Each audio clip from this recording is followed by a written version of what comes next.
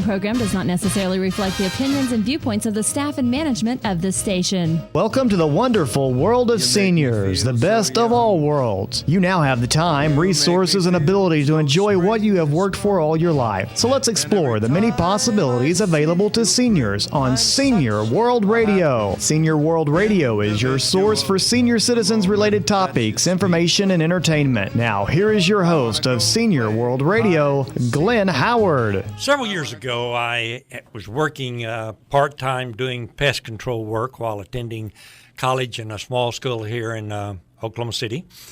We would go down on Reno to a little place called the City Rescue Mission to try to find some workers to help us out, and found some pretty good workers down there. They were generally guys who had alcohol problems. They would come in, get a cup of coffee, a free donut.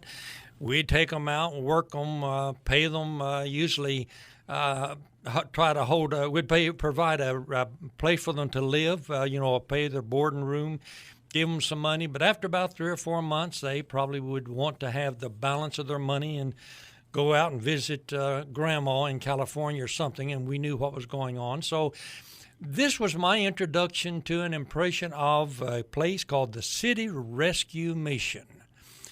So a few weeks ago when I was visiting with a lady who works down at City Rescue Mission, I mentioned this, and she said, "You don't know the modern City Rescue Mission. You ought to come down and see what we're doing." So I went downtown to visit a place down on about 800 block West California. Met an old boy by the name of Tom Jones. I asked him what his real name was, and he tries to insist it really is Tom Jones. But Tom is the president and CEO of the City Rescue Mission, and I've got to say, when I saw the facilities and heard some of the stories and found out a little bit about the kind of work they're doing, I was blown away by just the fantastic work that is taking place right now down at the City Rescue Mission. So I called Tom, said, "Hey, come in the studio. Let's talk about it a little bit, because I think you want to hear a little bit more about what this organization is doing." Tom, welcome to the show. Thanks, Glenn. It's an honor to be here. Well, I appreciate you being here, and I appreciate what you're doing down there at City Rescue Mission.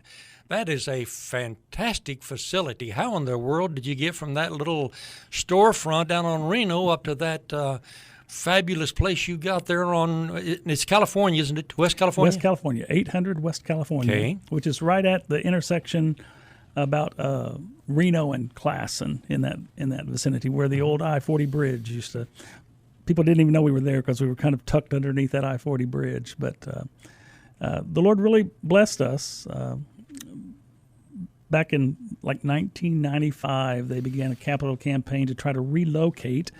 The city had told us that we were going to be sometime in 2014-ish going to be losing our building because they were going to build a big park down through the area where the old City Rescue used to be. And so we began looking for new property and found this abandoned middle school that was down in that area. And so we began a capital campaign, raised the money, bought it, retrofitted it, added a little bit of additional space to that school, and we relocated about 2000, and been there ever since. Well, you've done a fantastic job there. Let's begin, though, by talking a little bit about what is City Rescue Mission.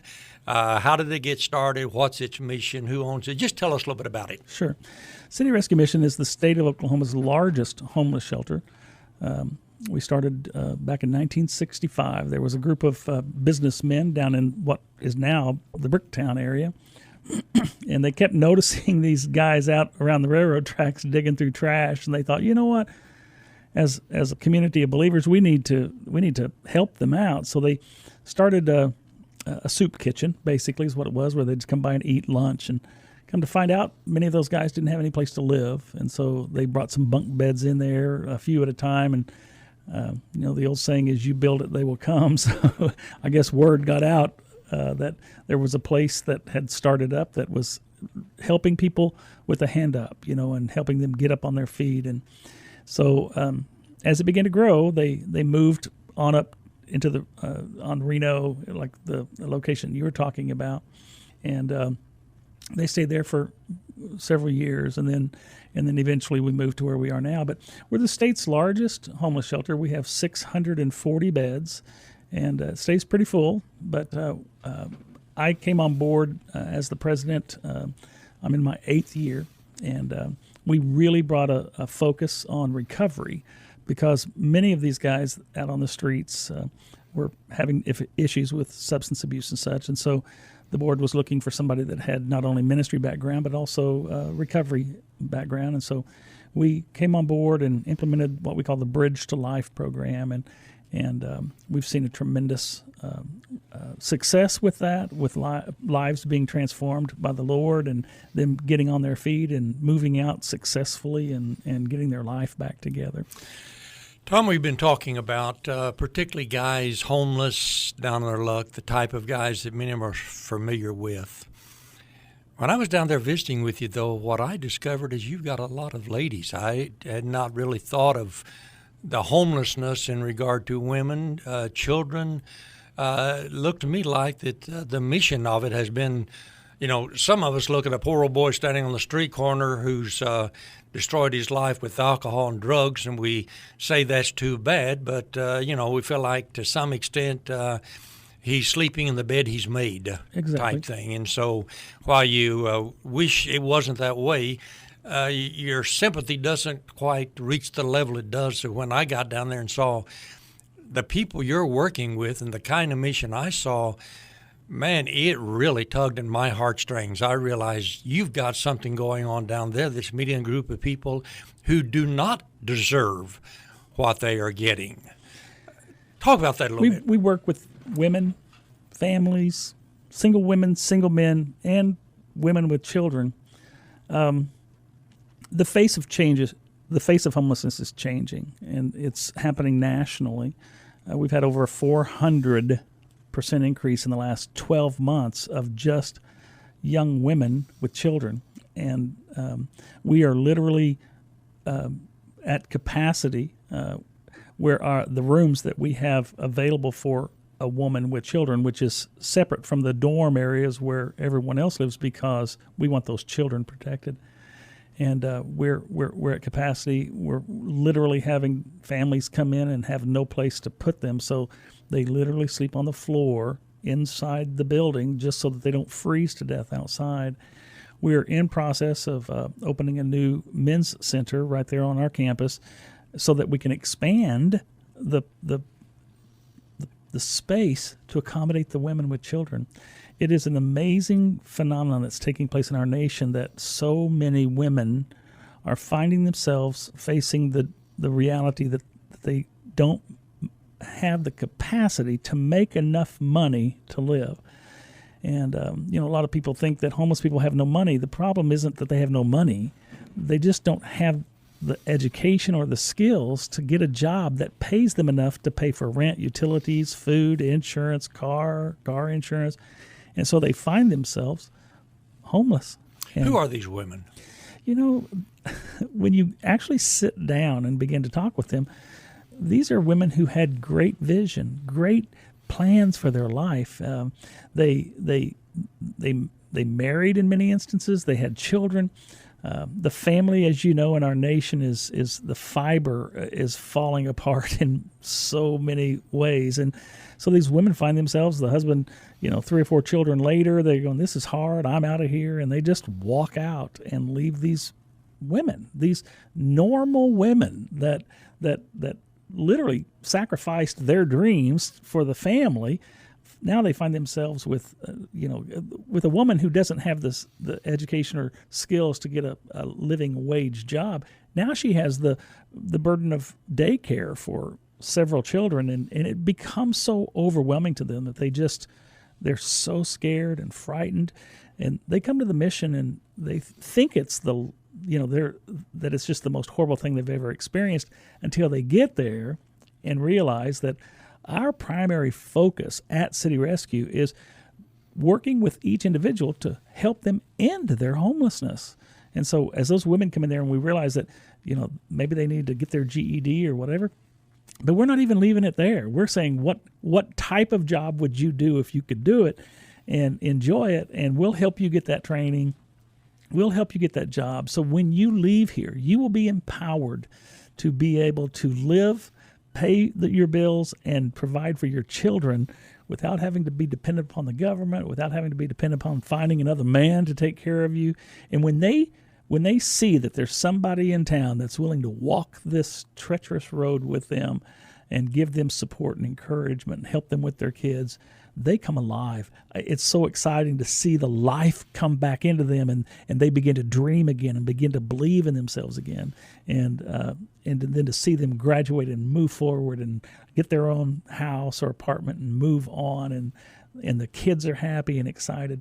They come in and it's a little different story. They just feel like life is over and they've screwed up so bad. But God He's a big God, and He can take what looks to be trash and turn it into diamonds. I mean, it is amazing to see these women rise up. Sounds to me like the word rescue is more than just your name. Yes. It really is your mission, isn't it? It's our mission. You know, we don't want them to stay homeless. I don't care what got them there. We're concerned about what's going to help them get out of there and be stable and be a tax-paying citizen instead of someone that's just living off of everyone else's taxes. And I'll be honest with you, sometimes that's a tougher nut to crack because they just have felt like that there's no hope. But when they begin to see that they have potential, they begin rising up with that energy and excitement and life and move toward it. It's an exciting thing. I'm Glenn Howard, Senior World Radio, visiting today with Tom Jones. Tom is the president and CEO of the City Rescue Mission, located downtown 800 West California. I think anybody who is really concerned about people needs to get acquainted with the new City Rescue Mission. I've always thought of the City Rescue Mission as being some place for old, broken-down alcoholics to get out of the cold. What I discovered was families, wives, children desperately in need who are truly being rescued in a way that was just overwhelming to me. It was much more than I thought it was the Ministry of Mission of City Rescue Mission. Anyway, we got to take a break. We're going to be coming right back in just a moment, so please don't go away. You're nobody till somebody loves you. Have you ever had a problem, but it seemed like there was no one who could help? You spent hours calling around, being referred from one place to the next. Well, not anymore. I want to tell you about a free and easy-to-use service in Oklahoma. 211 is a simple 3-digit phone number to get help or to give help when you don't know where to turn. Dialing 211 only takes a minute, and you are connected with a caring Oklahoman who will help you find the assistance you've been looking for. With access to over 13,000 programs, Heartline 211 can connect you to local resources for many different needs, including health care, food, counseling, rent assistance, disability assistance, job services, and much more. 211 is a service of Heartline, a United Way partner agency. 211, the right first call to get help or give help 24 hours a day. Hi, my name's Jason Ledlow, president of UT Phone, the ultimate telephone service. We're proud to be a sponsor of Senior World Radio with Glenn Howard. UT Phone is dedicated to providing Oklahomans affordable telephone service all across our great state. We have Lifeline Home Phone service starting at just $1.95. That's right, just $1.95, and most of Oklahoma's seniors qualify for this reduced home phone service. They get to keep their old home phone number, and it even includes long distance. Another great feature of UT Phone's customers really like is that it includes repair service. That's right, any repairs at no additional charge. With many telephone services charging $40 to $50 per month, it makes sense to switch your service to UT Phone. This service is a federal program that is provided through the Universal Service Fund. There is only one per household, so make it UT Phone's home phone service for $1.95. Give us a call at 800-996-0098. Again, call 800-996-0098.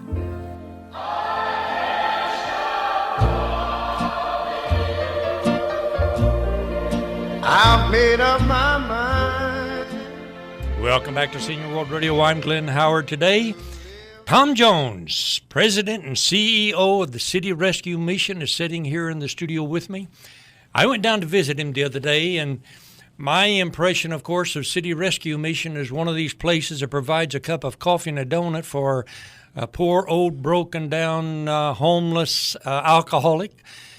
And much to my surprise, I discovered that the City Rescue Mission, much of its ministry is to women and children. A young lady gets married or, working with the high schools. I do some lecturing once in a while in one of the local Christian high schools here, and you wish you could tell some of these junior and senior high girls, hey, if you run off with that boy and get married, and he gets you pregnant and then he takes off and doesn't take care of you, you need to have a way of making a living and taking care of yourself. It's kind of hard to get that message across, Tom. And so then you wind up having to pick up the pieces and trying to put them together. Share with us some of the stories. I can imagine this. To me, this is just an overwhelming situation that you're facing down there. Well, So many of the young women that come through, they have had that experience that you just shared. Guys, they'll say whatever they need to say, and I'll love you forever. I'll be there forever. And the reality is, it's tough these days raising 3 or 4 kids. Economically, it's tough. And if they didn't get their education and they were trying to do it, through the labor pool of jobs that pay well enough to afford living, then they get real weary of that. And so they come to the realization that it's easier just to leave than it is to face this situation that seems to never get any better. And so these women find themselves alone, 3, 4 children. They're on the streets. They don't have anywhere to go. They don't have the job skills to make a living wage here in Oklahoma City, and they just come to the mission. And the beauty of it is they think in their minds just like you thought. The mission is a place for a bunch of old, broken down, middle-aged men, and that has been the face of homelessness for the last 100 years. But over the last 10, 15 years, we've seen a radical shift in who it is that finds themselves in desperate need with no place to live. Tom, these women, particularly the ladies I saw, was young, like you say, young women with 2 or 3 children with no skills. Most of them that was pointed out to me, though, seem to have a job. But what kind of income are most of these people receiving, or what kind of economic circumstances are they working with when they come to you? Well, statistics tell us that in Oklahoma City, you need to make between $15 and $16 an hour just for the basic living. That's the cost of an apartment or a rent house, utilities, food. Minimum wage don't do that. Minimum wage doesn't do it. And the problem is this. You could work 2 minimum wage jobs, and people do that all the time. But even that, if you've got 4 kids, you're going to lose your family. And so this is the situation these women are in. They might have a job. They come in there, but they're having to live with us because they're only making minimum wage. And we try to help them understand, you want to do it like this the rest of your life? And so we get them to enter our school program, and that allows them to stay with us and actually finish their education. And then there's a tremendous number of options for them here in our community to get medical assistance diplomas and dental assistance and just a variety of different things that would help them be able to leave and make a living wage once they leave. Do you have a school there, or where do the kids go? We don't have a school for the women or the children there at the mission. We partner with the Oklahoma City Public Schools and also an organization called Positive Tomorrows, where the children go to those schools. And then the women, we partner with a variety of different higher education institutions here in Oklahoma City, VOTEC, OCCC, a variety of different ones that help them get the education that they're going to need to make a living wage. See, we want them, when they leave the mission, to leave and not have to come back. You can save enough money at minimum wage if you're not having to pay rent, but then once it's used up and you're still making minimum wage, you're going to be back in a few months. So the frustration I had when I worked with the old City Rescue Mission was if you were dealing with people who have drug or alcohol problems, most likely whatever you do for them, you're going to have the problem again just a few months down the way. In this situation, though, where you're actually bringing people out, that's changing, and particularly the ability to influence children so that they don't follow in the steps of mom and daddy and something like that. What about older women? Do you have widows? Do you have very many widow women? I was working, one of the associate ministers that worked with me, Foy Conrad, down at First Church, had a mission to widow women, and I was just surprised to discover that the majority of widow women were not on poverty or in poverty level until they became widowed, and suddenly they lost the husband's income. They had no skills, and things got desperate. Is that?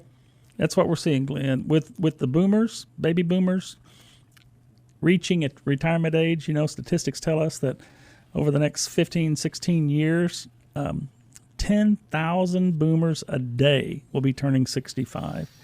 And that is a dilemma. If you just Google boomers retiring, you'll find article after article after article about the dilemma that this nation is going to be facing as these individuals, especially the women who are facing retirement age with very little economic resource. Don't they have Social Security? Well, they have Social Security, but depending on what their lifestyle was, many of these boomer women never worked. Okay. And so stayed home and took care of the kids. Stayed home, took care of the kids, and maybe they divorced somewhere along the way, and still, tried to provide for their families and stuff. But statistics are showing that this age range, there's about 52% of that population that are women, and statistics are showing that between 30 and 35% of those women, of the 52% of overall women that are retiring out of this boomer group, make between $300 and $400 a month Social Security. So if they weren't in a situation where they were able to get their house paid for prior to retirement, get their car paid for, and things that require greater resources at that age, these ladies are in dire straits. And we are seeing a radical increase in the number of senior adult women that are coming into the mission. And I'm telling you, Glenn, it breaks my heart because these women gave their lives for what this country was about and its family.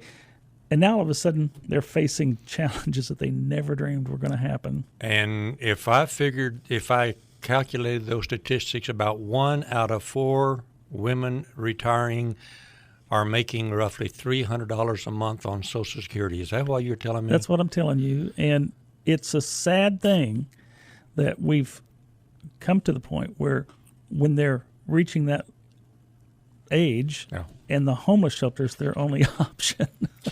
Tom, do you have tours down there where people, I've got to confess, my visit down there, even though I was only there for a short time, really opened my eyes to what you're doing, to what the problem is, to what can be done. Do you give tours? I'm thinking particularly if we have a church that would take a Sunday school class group and go down and just tour that facility and see these are not broken down old alcoholic men.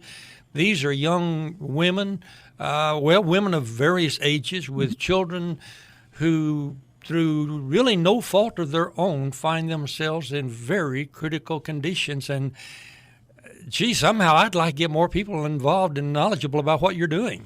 Well, the key here is to understand that we can make a difference. We, as a community, can make a difference in whether this person stays in a state of despair and hopelessness or give them a hand, help them stand up and go on with their life. God had purpose for them before they got into the situation, but sometimes God uses us to help them when they've fallen for whatever reason.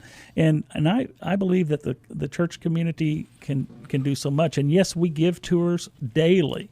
They don't even have to call and schedule one. They can just show up and we will have a staff take them through and give them a tour, answer their questions, let them talk to the clients, hear their stories. You had mentioned earlier about the stories of these people. These people have been through crazy. And I think once you hear how they got to where they are, your compassion for them will be even greater.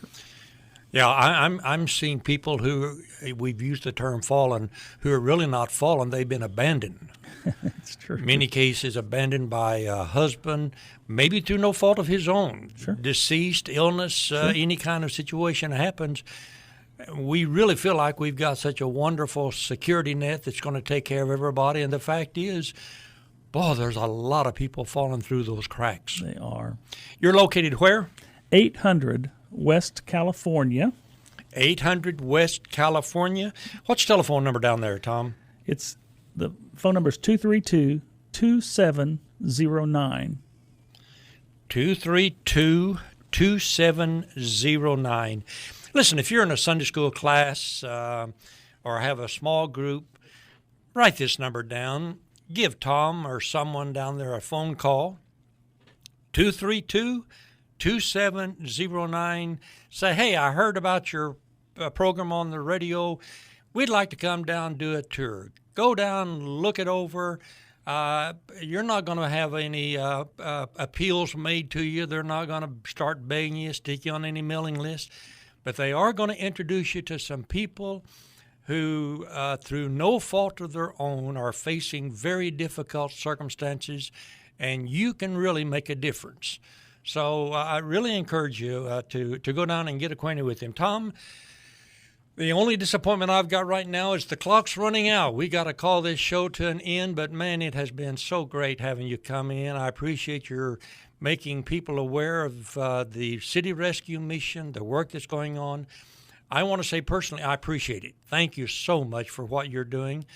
And when I went down and saw what's going on at the City Rescue Mission, 800 West California, I was just blown away by it. We got to go. Time is up. Thanks so much for being with me. Be sure and join me again this same time next week. And until then, be kind to everybody you meet. Do something good for somebody, especially yourself. And give Tom a call down there, 232-2709. Take a group, go down, visit City Rescue. Thanks so much. See you this same time next week. Till then, bye-bye. I'm on the top of the world, looking down on creation, and the only explanation I can